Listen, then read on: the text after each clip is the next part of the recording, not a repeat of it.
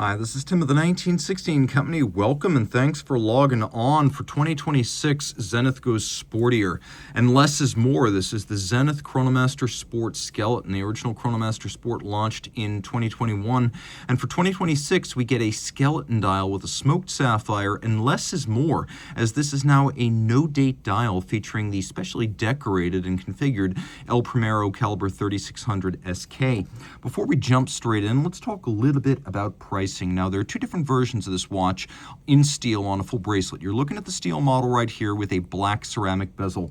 This and a full bracelet steel green ceramic bezel model are both priced at $16,700 US as of this recording, with a Swiss franc equivalent of $14,900. Now, there's also one that is a rose gold case with a rubber strap and a clasp, a full clasp, and that is going to be $31,500 US and 27,900 Swiss franc. There's also going to be a full bracelet, full gold version with 50 baguette gems set in the bezel that is going to cost $111,000 US or 99,000 Swiss franc.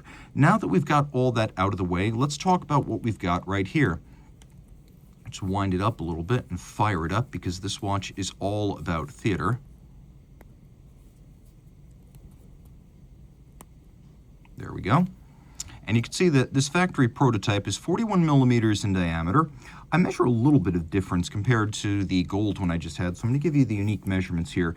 13.9 millimeters thick, and then although the case is 46.4 millimeters from lug tip to lug tip on a full bracelet, it's a bit broader across the wrist at 49.4 millimeters with a 20 millimeter spacing between the lugs. Now, the bracelet might look familiar from the CHRONOMASTER Sport. Not a whole lot has changed on the bracelet itself, but there are big changes afoot. You could see polish, you could see satin, you could see that we have a conforming end link, we have a little bit of a taper down towards the clasp. Removable links are fixed in place using screws, but here's where things change. Now, the clasp itself is all new. If there was one element to the original CHRONOMASTER Sport that felt maybe a generation behind the watch itself, it was that clasp. This clasp is far more deluxe. Now, you can see we've got a system internally that uses ceramic spring-loaded pin snaps. You can see on the clasp.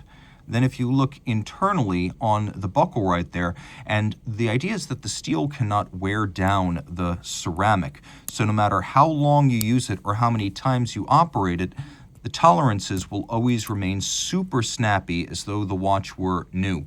The swing arm is thick gauge steel, and there's a lot of changes here.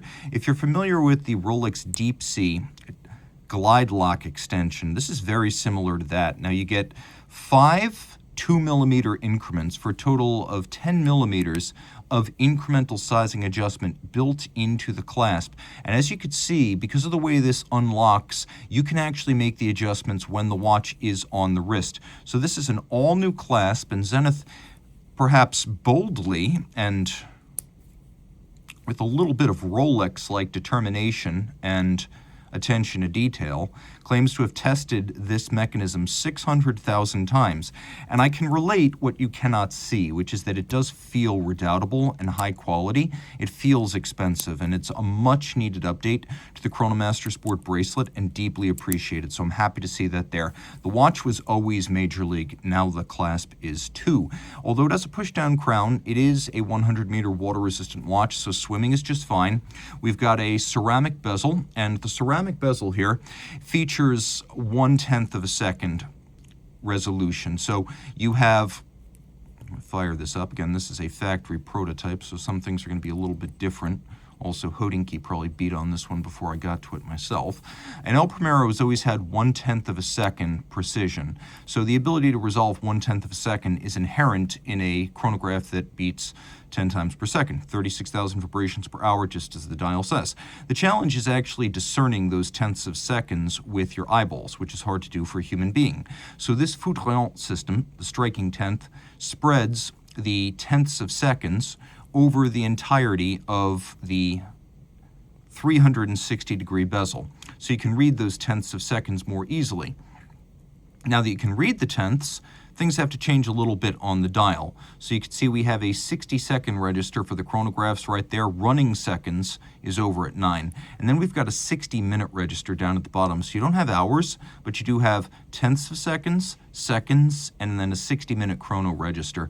You could see that the inner bezel actually has a rejo that allows you to easily see these tenths and that they are lined up with the calibrations on the bezel itself.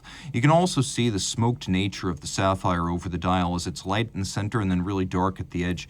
You can also see the assembly hardware here and here, the two screws that fix this bezel in place. The hands and the numerals are all rhodium-plated steel applique. And again, high grade. Everything here is quite legible. In spite of being a skeleton watch, it's not hard to read. And you can see that we've got these slightly overlapping tritone registers, which is a long-time design signature of Zenith. If you look carefully underneath the running seconds register, you can actually see the silicon escapement. That's both the anchor and the escape wheel. They're silicon, and they reduce the amount of mass in the drivetrain, the need for lubrication, and susceptibility to magnetism. A nice feature. We also have attention to detail in the form of the setting mechanism. There are only two crown positions here. There's one where you can wind it, and then you pull it out, and then there's one where you can set it. The dead position in the clutch from the date setting is gone, so there is no dead position in the crown. You can see the Zenith star on the crown, and we've got a caliber 3600 SK out back, which is the second generation El Primero 3600 movement, but it's now skeletonized with particularly the dial side opened up and decorated to be seen. Now it's a automatic winder with a 60-hour power reserve, hacking seconds, 5 hertz, 35 joules. You can see the blued column wheel for super crisp function selection, and then the lateral clutch for engaging. Taking a look here, you can see everything's grayscale. Polished screws are used to fix components in place. Blued screws are used for adjustment of the mechanism. You can see the lateral clutch right here, as well as the mechanism that drives the striking tenth right next to the intermediate wheel of the clutch right there.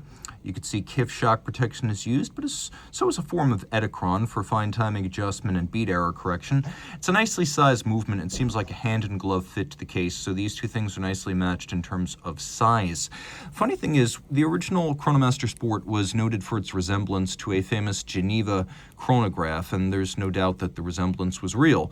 The case itself is distinctively Chronomaster, but in total, there was a bit of a family resemblance to something from far back in the El Primero's history.